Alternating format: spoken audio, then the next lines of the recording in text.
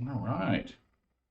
Hello, everybody. Welcome to another Wine Shark Wednesday with yours truly, the Wine Shark. Hope everybody's having a good week. We're, kind of having a rainy day here in North Texas, kind of a wintry blend of, well, things that should be winter. So all is well here. Hope you're having an equally sane winter. I want to say hello. See what do we have on the chat? There's Mary Thomas and Donna Den. Hello to you guys. Welcome back to the show. Thank you for coming out. So yeah, I hope everybody's having a fine Wednesday. It is middle of the week as usual. Things are moving along and at good pace. Things have been very busy here for us at WineShark, which is nice. I want to say we had the WineShark, the winter wine special at the Reunion Tower last Saturday, and it was an awesome success. I want to say a huge thanks to all of our guests who came out and joined us, to my amazing and awesome staff, and to all the very helpful friends who helped out during the event. It made the event easy and smooth and a lot of fun. I cannot wait to get back and do it. It'll be a lot of fun. So I hope you guys are doing well with that, and hope you can join us for the next one, February 13th. My friend Two Penny Beer and Wine Shark will be doing beer and wine and food magic once again. So 3 beers, 3 wines, and food pairing to go with them. So it'll be tasty fun for you on the 13th. Plus, rumor has it we're going to be doing a pairing later in the month with Girl Scout cookies with beer and wine. What? Yeah, I'm serious. It's going to be awesome. Anyway, what else with the what's new section here? I want to say hello to our new channel subscribers. We've got a few new channel subscribers. We are slowly creeping towards our whole goal of 100 subscribers. I'm very excited for that because, well, for me, it means getting our own custom domain name so we can have WineShark or YouTube.com/WineShark. So hooray for us.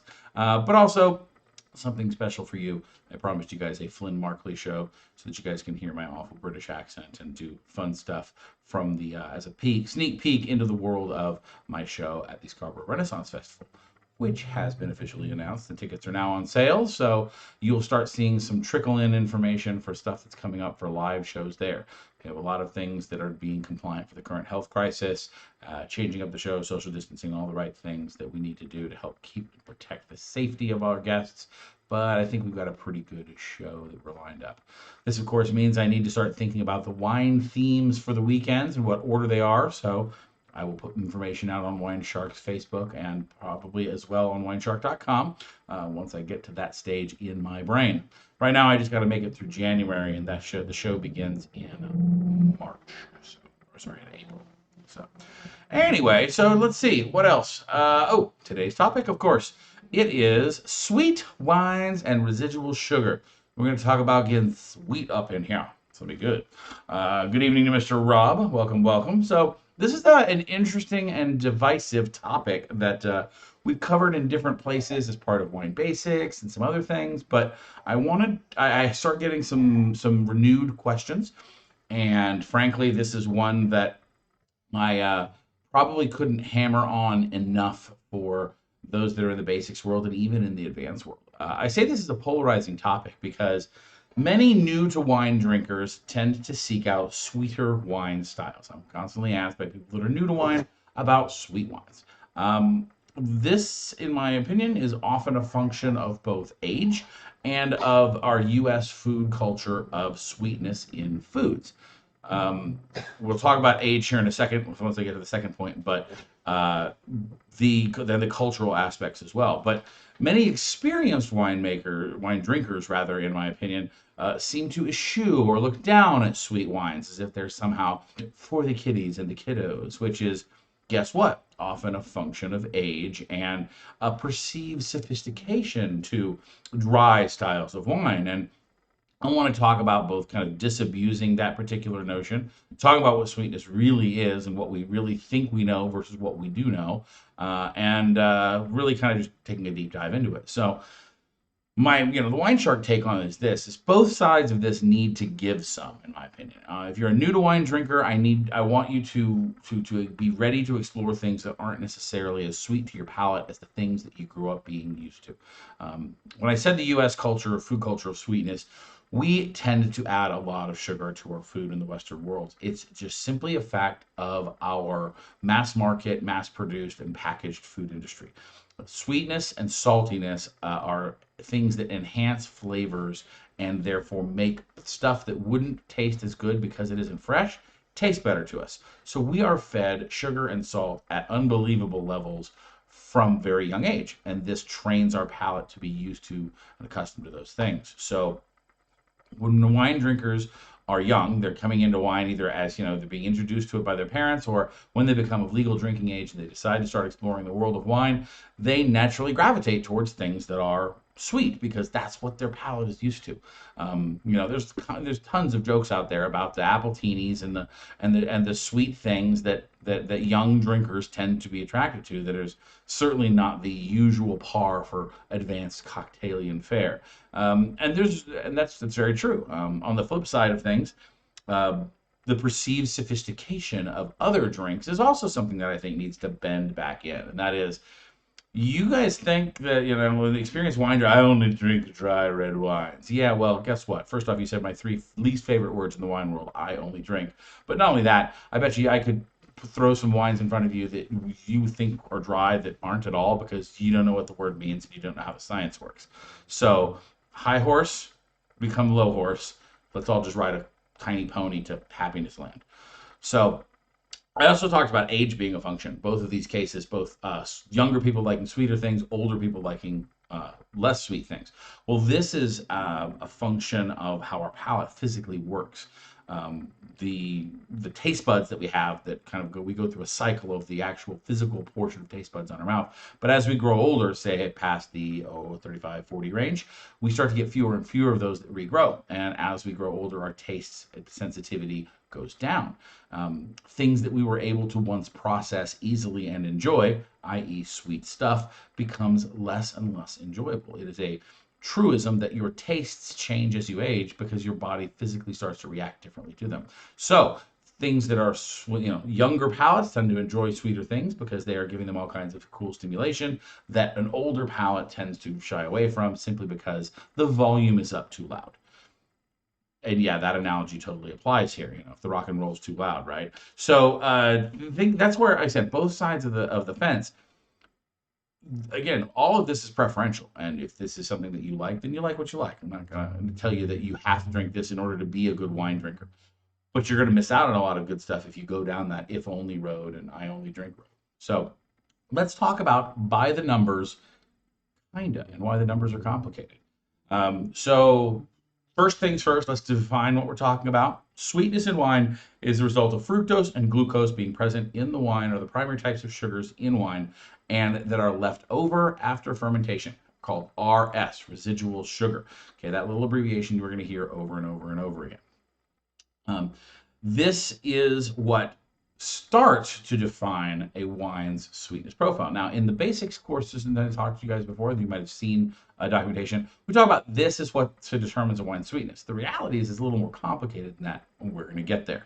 But we describe sugar level and wines verbally between a scale that goes between dry and sweet. We might talk about a wine being bone dry, dry, semi-sweet, or sometimes referred to as off dry, sweet, and very sweet, or even like dessert class is the other thing you might hear.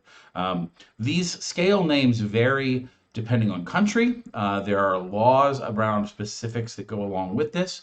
There are also nicknames in different styles of wine. For instance, the sweetness level in champagne and sparkling wines is actually slightly different than that within regular still wines. So I'm only going to broadly speak. This isn't a deep dive into this isn't the real high details. We're not going to learn about the differences in sweetnesses between styles, but we're going to broadly speak about that big scale. So fully dry wines have less than about 5 grams per liter of sugar. Okay, that's about 0.5%. Whereas dessert wines can easily exceed 150 to 200 milligrams, say 15 to 20% of sugar, or even more in very specific examples. Okay, now let's let's take a look at that, what that looks like visually though. What I want to do is here, this is something that I think helps people understand this. And we're going to break it into that, rather than talking about grams per liter, we're going to talk about percentages because that's easier to understand.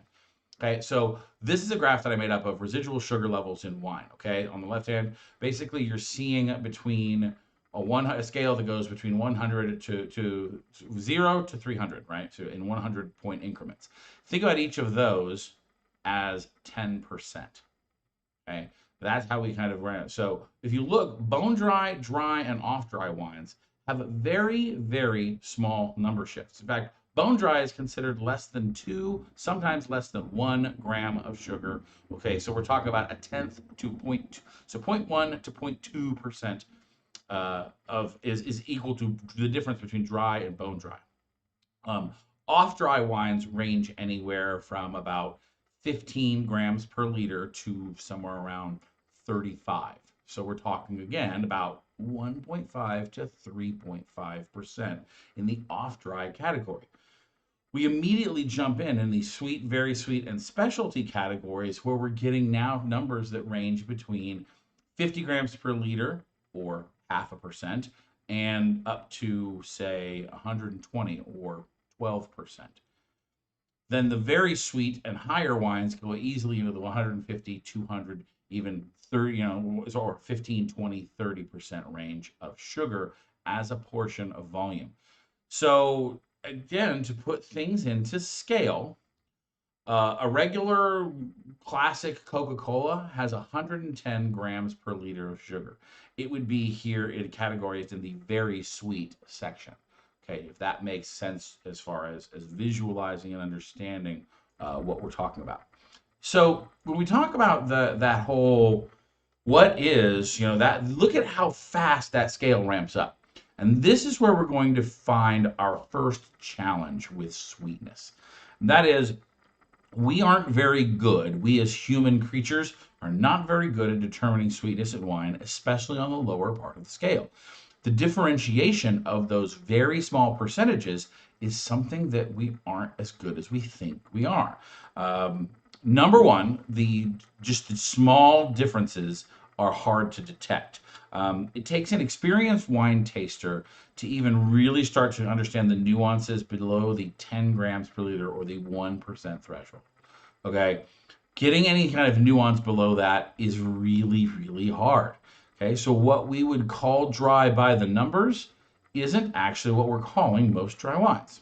Why is that? Why would we look at this scale and then call the wine something different? Well, it's also because of the complexity of how our mouths work. Okay, the our mouths have there's a whole we've talked. You hear me talking when I teach my basic wine tasting that our mouth is a tool of measurement, right? It tells us quantity of stuff, whereas our nose is a tool of identification. It tells us type of stuff.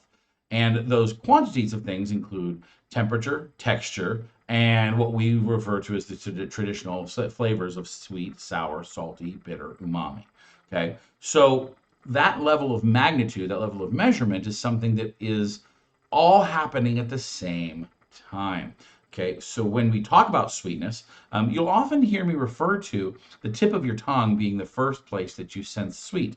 Well, fun fact, your whole mouth is actually homogeneous as it comes to taste buds.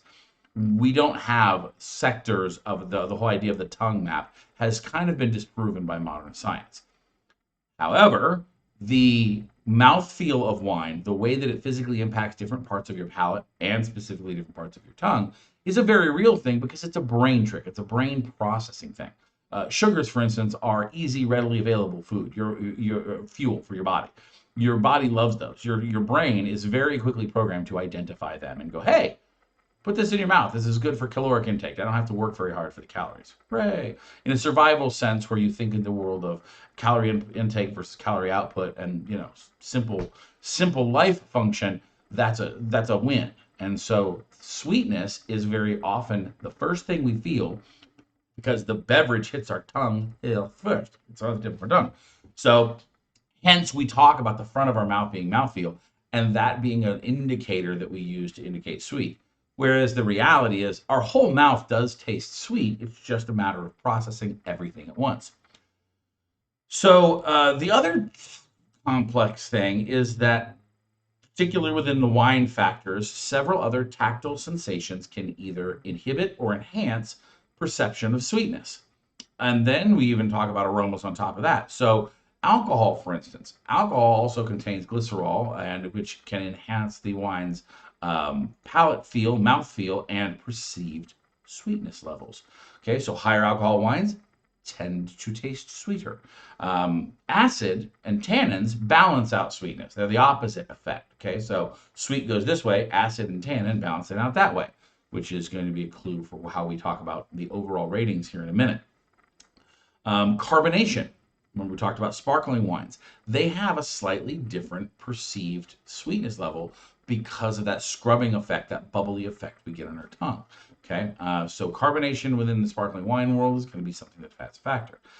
The other thing that I think impacts people's perceived sweetness and how they approach a wine when they talk about it verbally are some tricky aromas and flavors that tend to link to other sensations in memory. Remember, I've talked about how our sense of smell is very well linked to our sense of memory, and that cognitive join is when you smell something that you are familiar with, you already begin to process how the whole thing tastes.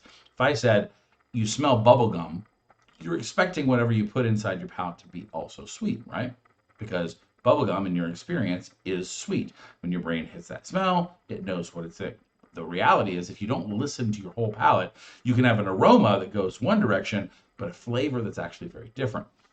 So fruit flavors, primary aromas within wines that tend to run towards sweeter examples of fruit, things like pomegranate, blueberry, pineapple, or apple. These are often mistaken as wines that are sweeter than they technically are. Okay, so what you're going to get is a wine that doesn't have as much residual sugar as you think it does, but it's up there, or might even have more than you think it does because it has a less sweet fruit. It's got cranberry flavors, which are tart, right, and bitter. In our When you put the cranberry in your mouth by itself, it's a real thing. But if you get a wine that has the red fruit flavor of cranberry, you might perceive it as sweeter because your brain goes, "Oh, cranberries are bitter." Okay, so it's a cross purpose of memory that also links into this. So put all that together, and we've got a really complicated labeling problem, right? It isn't just about the amount of sugar, it's also about the amount of these other things, and it's about processing them all at once to get a final product. So, generally speaking, in labeling, they use a three-step process to really determine how a wine is labeled: sweet, semi-sweet, dry, brut nature, however, whichever system we're using. First, you take the amount of grams per liter of residual sugar and divide it by the tartratable or acidity, or TA. Okay. So basically, if 1 part to 1 part is equal to a normal wine, if that number equals less than one, you're going towards the dry end of the scale because acidity counteracts sweetness. So this is why the dessert wine class in, like, say, the Sauterne, which by the numbers have 150 or so grams per liter of sugar, are still very palatable and well balanced because they also use high acid grapes, Sauvignon Blanc, to help enhance their acidity in the final product. Acids meet with sweet, they produce a balanced product. Are they sweet on our palate? Absolutely. Those wines are botricized. They tend to feel very slick. Their overall viscosity is low, or rather high, so that it's kind of a sticky and slick feeling. It does all these sensations to bring sweetness to your palate. But the interesting thing is the actual perceived thing is it's not like drinking pancake syrup. It does not have that big high sugar load. It's this well balanced and nuanced product that peels away all these other layers of flavor. So balancing sugar and acid is number one. Step two is the other factor of acid, not the TA or titratable acidity, but the pH. In other words, that pitch. What's the tone of that acid? The lower the pH, meaning the more acidic, the more twangy, the more you can move towards the dry scale of wine, the more likely you're to call that wine dry, even if it's got a residual sugar that's, say, 10, 12, points, and we talk about, grams per liter. We're going to be aiming a little bit up the dry scale because that low pH and high TA basically are making it taste more dry overall. We don't perceive the sugar. The final thing is probably the most logical to everyone, and that is a taste test. Usually they do these blind, and they do a panel of experts that will rate wines for this, and they tend to be very connected and do like something like 90, 95%, 99% agree with the already existing label once they uncover it, because their palates are trained well enough to go, okay, this classifies as dry because I don't have perceived sweetness, or vice versa. So anyway, that's how we get the labeling, is a process that incorporates several of those mouthfeel factors in one group. Okay. So once again, balance. When we talk about wine in almost all factors, you're going to hear that term a lot. You're going to hear me talk about and praise wines that have good balance, because that is what brings harmony to the wine experience for most wine drinkers. Most wine drinkers will allow one or two of those factors to be higher than normal and find it perceptibly good. For instance, some people like that nice strong grip of tannin in their mouth. They like the feel of a wine that carries its weight to all parts of their palate. Some people really enjoy that nice tangy pang of a high acid white like a Sauvignon Blanc, a Pinot Gris, things like that. So those are all preferential things, and they show you where we're spiking out a certain particular flavor program. But mostly the wines that people really enjoy tend to have a balance of that by something. If they are high in tannin, for instance, they're also high in some other things to help balance those tannins back. Tannins by themselves not being particularly enjoyable their own merit. Which, by the way, brings us to, let's talk about tannin, the confusing culprit in this naming scheme. You've already heard me use the word dry several times. Sweet and dry are opposites on the scale. Our little graphic demonstration there showed us the idea between sweet and off sweet, but all the way from bone dry to very sweet. So tannins, again, are phenol compounds that are contributed to the wine by the seeds, skins, and sometimes the stems of grapes. They're mostly present in red wine, although white wines can have them too. They're an astringent series of compounds. They cause your pores to contract on your tongue and in your mouth, and they cut off saliva production. This is the opposite of what acids do, by the way. Acids generally cause your mouth to feel like your saliva glands are flowing, whereas tannin cuts it off. This is what gives the drying sensation to your tongue and the lining of your mouth. It is probably the most confusing thing when I talk about sweet and dry, but my mouth feels dry. We're now in a problem where we have a homonym problem. We're using the same word to describe two very different situations. And that, I think, is very confusing and not good for the wine world.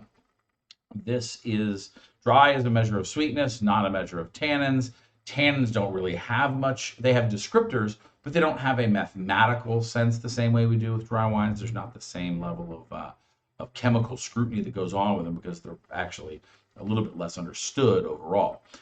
So I really want to get rid of the word dry as the opposite of sweet in the wine world. If I had a wish, I think that I might use that as one of those three wishes, because the tactile sensation of dry on your tongue is easy to understand. It better describes the situation than the tannins bring to your palate. In other words, when you try something that isn't sweet, unless you understand and already have the word dry in your vocabulary, you tend not to use it. For instance, looking up sweet and the definition in a thesaurus, and if you look for antonyms to sweet, even when sweet is correctly identified not as the emotion but as the sensation of a sugary sensation, the thesaurus gets the antonyms like all wrong. For instance, they use the words disappointment, dissatisfaction, melancholy, pain, sadness, sorrow, trouble, unhappiness, and woe. None of those things would describe how I feel about tannins, to be honest with you, or even unsweet wines. So we've got to come up with something in the wine world that helps balance and give us the vocabulary to describe these things and not confuse people who are new to the process. Now, the weird thing is this is an old English construct, and it goes throughout all spirits, beers, wines. Okay, we're talking about, you've heard of London dry gin, for instance. It means it's different than Holland gin, which still has some sugar left over in it. This is in use through beer, through wine, through that. So it's not that it's an uncommon word. it's just, I don't think it's a very well suited word in wine because, again, it doesn't describe what we got. So I don't know, maybe we should use sweet versus formal or something else that's, unrequited, something that helps get the idea of sweetness has a particular pleasurable sensation. What's the opposite of that without being pejorative and truly negative? So we're going to then dive in. Any questions then? Actually, let's ask the crowd here. Any questions about sweetness, dryness, things that you perceive? Getting the first thing going on of my my grocery store grab of the day, which is going to be an interesting experience to say the least. How interesting. So, okay, no questions I see coming through. So let's get on to the grocery store grab. The great news is because I had this topic already in mind when I went to the grocery store this week to do the grab. I picked something very intentionally from the section of wines that are meant to cater to those of the sweet-tended palate. So, uh, today we are going to talk to the Viola Rosa. This is the Viola Rosa Black. It's the darker version, and it's clearly labeled on the label as a semi-sweet wine. For those of you that don't know what the grocery store grab is, let me actually get back here. The grocery store grab is basically our blind chosen wine. We choose a wine at random at the grocery store, and it's our guide to help get the best value per dollar for wines found at non-specialty and non-big box retailers. Right? We choose them without prior research. We base our label focus. We are label focused because we want to understand what's in the bottle just by reading the label. And a lot of information can come on a wine label that can help consumers. So we want to reward wine labelers that are doing good work. Tell us the important things we want to know. For instance, what's in the bottle? Where are the grapes grown? If it's a blend of grapes, what types of grapes are there? What does the wine taste like? Using flavor words, specific flavor words if you've got them. And if you're really big and bold, you get bonus points if you use food pairing. Since people so often drink wine with food, this is a great thing. And the more specific you get, the better. So I'm going to go through and read up from our Viola Rosa here. By the way, so Viola Rosa really means violet rose. This is their second product of this. They have a regular Viola Rosa and the Viola Rosa Black. So Viola Rosa, the purple rose, is a sign of enchantment, desire, and love at first sight. Black is a seductive red blend of native Italian grapes with dark fruit flavors of blackberry, blueberry, and currant.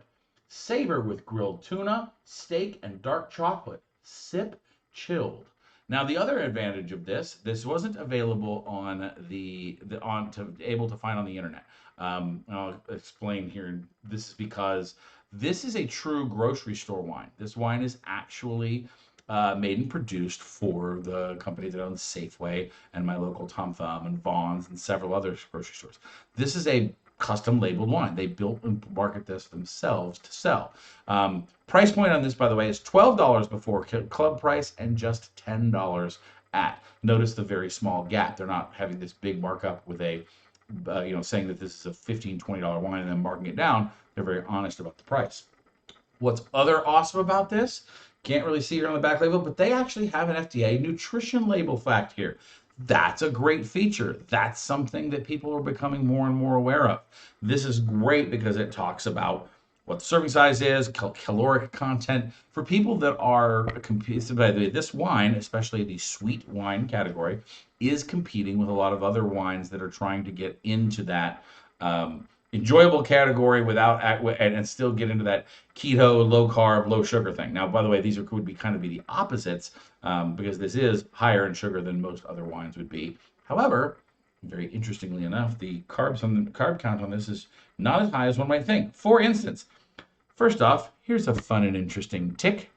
It says it has serving size is 8 fluid ounces. Now, those of you experienced wine drinkers out there, that's a bit high. Even in my 18.2 ounce glass here, a 5 ounce pour, 4 to 5 ounce pour is considered normal, not a half the glass 8 ounce pour. So that's kind of interesting. But why is that? Well, It's because it's a 5% alcohol by volume wine. This is a very light wine. This is very similar in style to a Moscato d'Asti or a Cella Carrillo or effectively, this is in that same class of wine that you'll find in, oh crap, I'm drawing a total blank. Um, what is my classic sweet Italian red? Lambrusco. Lambrusco. So notice, I don't see if you can see this here. No, you really can't. But basically, it's slightly sparkling, this wine, which again is telling us a little bit about its style. But so the label on the front says it's semi-sweet. Does this fall into our category in the wine world of being semi-sweet? Well, we can actually do the math based on our nutrition facts on the back.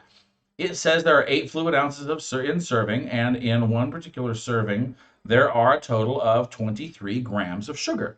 So 23 grams of sugar times 3 is 69 grams per sugar, but that's only for a 750 ml bottle. So that's actually only, we have to take that and subtract 25% off of that, what we would get if we want to double it and basically get to our grams per liter of sugar. This puts us at 55. This puts us right in the middle of the semi-sweet category. It puts us in that band between, say, 15 to about 35 in the overall. Okay, it's a little on the high side, but generally this is right there. Now, it doesn't have the winemaker's numbers for acidity to help balance out, but it is well within that. So has it done a good job of its labeling? Well, it's got a lot of really strong traits. Number one, what's in the bottle? This is the only one it falls down in. It basically says that it is a blend of native Italian grapes. By the way, this is not an imported Italian wine in any way. It does say product of Italy on it, but it does not have a DO or DO stamp on it, anything like that. So if it's a product of Italy, it's not playing by any of the traditional their wine pyramid rules. It means it's just Vini wine, not even Vini Italia. It's the very bottom of the pyramid. Okay, so traditional Italian grapes. Bummer on that. I wish you'd tell me. But where are the grapes grown? Well, it says they're Italian grapes and it says product of Italy. Does that mean that they're made in Italy? Well, it doesn't tell us, so we're not really sure. It just says the word Italy on it. That's a maybe. But where they are doing great is what does the wine taste like? They've got great flavor words on here. We've got blueberry, we got blackberry, we got currant. Okay, cool. 3 different definable and only 1 moderately obscure fruit flavor. Then it's got food pairings. One of the first we've seen in months. Serve with grilled tuna, steak, and dark chocolate. Those are very specific, and it even gives you a service temperature recommendation of serving chilled. So lots of back points for that particular thing. I wish they'd tell us where it was from and what it was made of. I wish we could do that so we could find more of it. But at least they're doing the final part of, I know what this thing tastes like.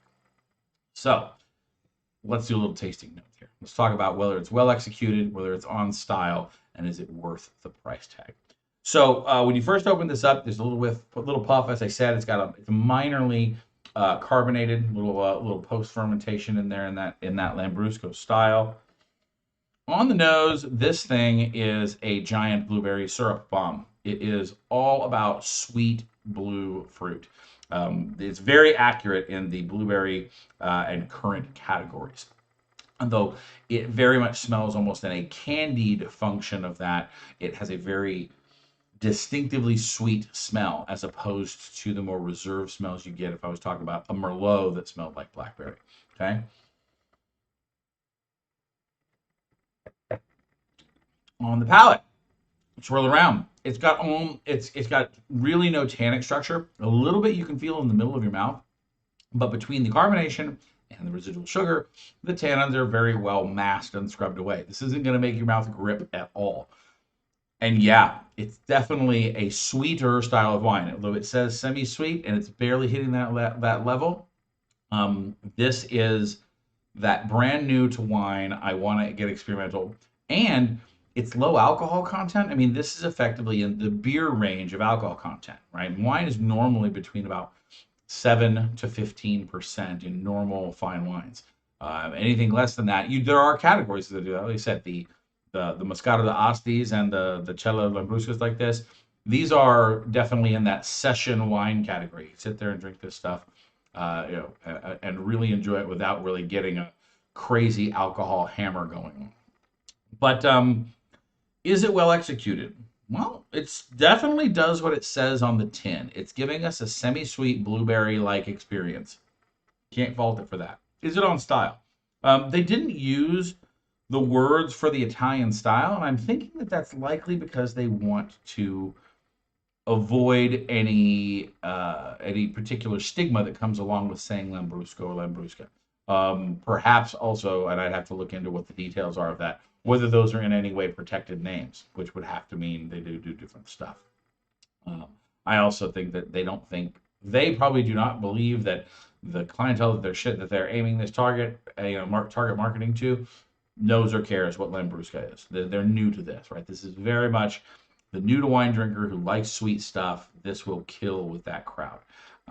So, is it on style? Maybe they didn't tell us what the style is supposed to be, except semi-sweet, which I suppose it is. Is it worth the price tag? Sure? Question mark. This is where the band of flavor, or the band of beverages that it's competing with in that sweet category. This is where it's going up against the flavored malt beverage world. It's going up against the cider world. Okay, those are the things that other consumers of this type of drink with that higher sugar level are going to aim for. Um, even if, for instance, the ciders can be dry and so can the flavored malt beverages. But anybody who's in that sweet, fruity, easy drink category, that's what it's competing with. So $10 for a bottle. Okay, you're getting a bottle for about the same price you would a 6 pack of a regular cider or your White Claw or something equivalent. So, yeah, I mean, I certainly think it's probably worth that. It is enjoyable. It is not. I think from their food pairing suggestions, this would be interesting.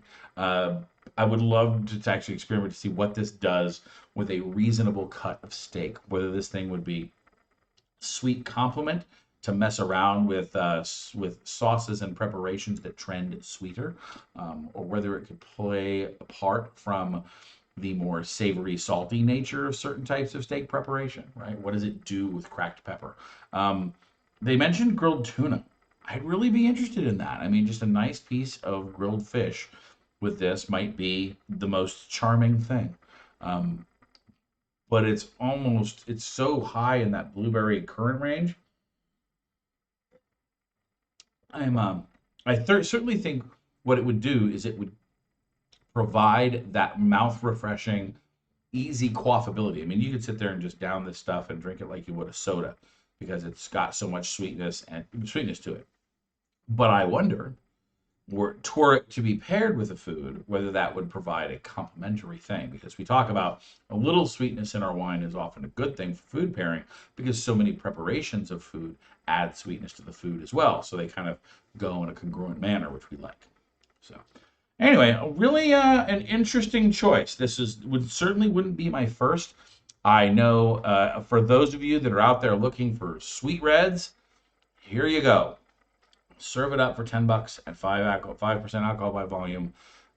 Don't call me when you don't get a buzz because that's not my fault. Um, just because it's running low octane, it's not playing at the regular wine levels. So you got to go with that. Anyway, hello to Miss Boswell. Also joined us in chat. Thank you. Sorry, I hadn't been checking those, but you've been a very quiet crowd today, so that's fine. So Q&A, questions. Anything about our soda pop candy wine or our discussion of sweet versus and by the numbers and labeling thereof, or any Q&A at all. Any of our questions at all, everybody? I'll wait a few for you guys to look for questions, but I want to go for some of the coming soons, the things that are upcoming. We'll wait for some chat.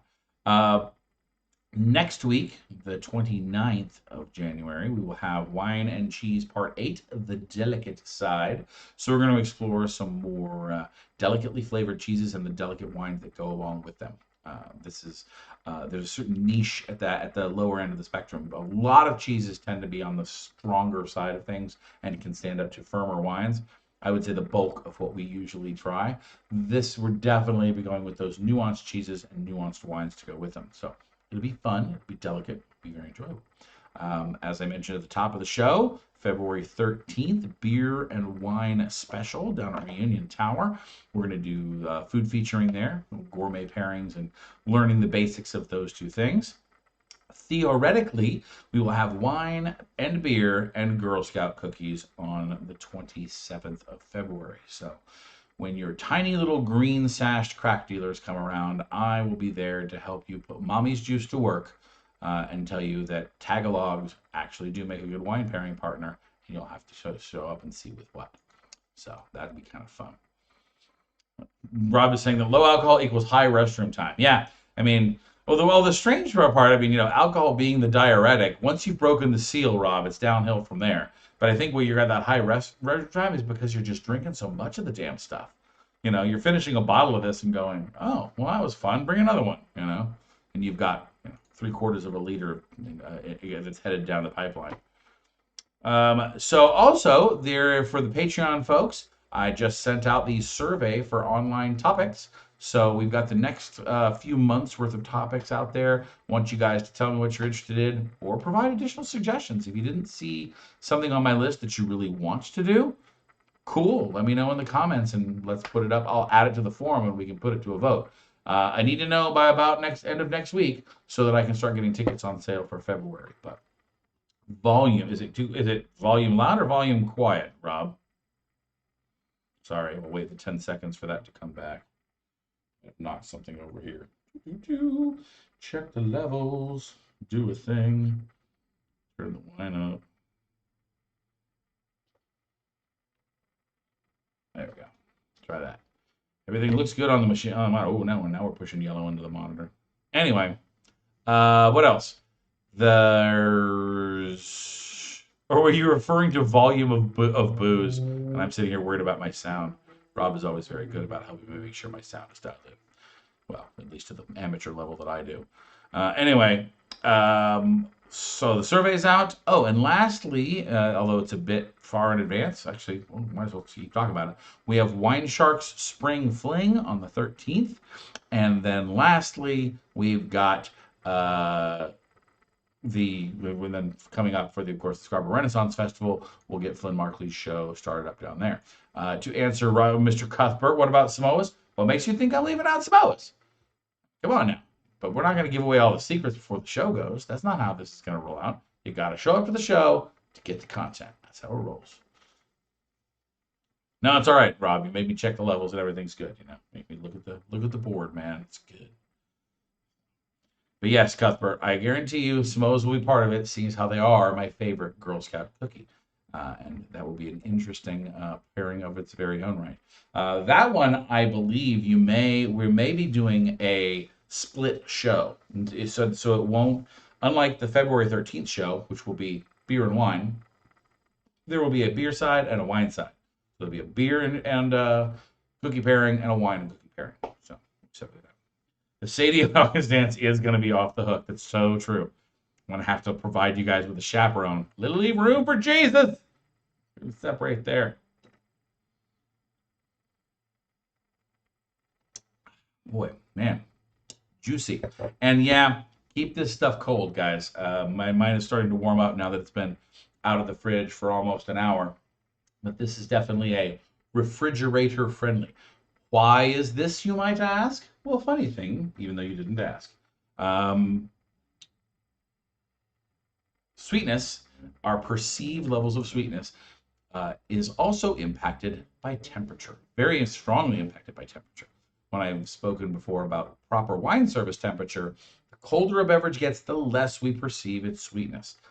So when this is starting to warm up, the sweetness starts to become a little more overbearing, becomes a little out of balance and out of harmony. And that is why it's so critical to get to serve our wines at the correct temperature. I probably should have been smart and put that in the thermal sleeve instead of on the counter, but there you have it. I was not doing a good job today. It is, the thing. So, all right. Any other questions before we get to the sign off? Give you guys a few seconds here to catch up. But if we don't have any other thing to talk about, then it's time to finish off the rest of your wine. Enjoy your Wednesday evening. Get ready to get a weekend going as well. I am working, but I'm excited to be doing so. Very quietly excited. In fact, I've got a couple new recipes that I'm going to get to try out this weekend, so that's going to be fun. Plus, I have a beef stew and dill recipe that I might just try out for personal sense because, again, 'tis winter, warm food is good for us. So, good, solid, warm food.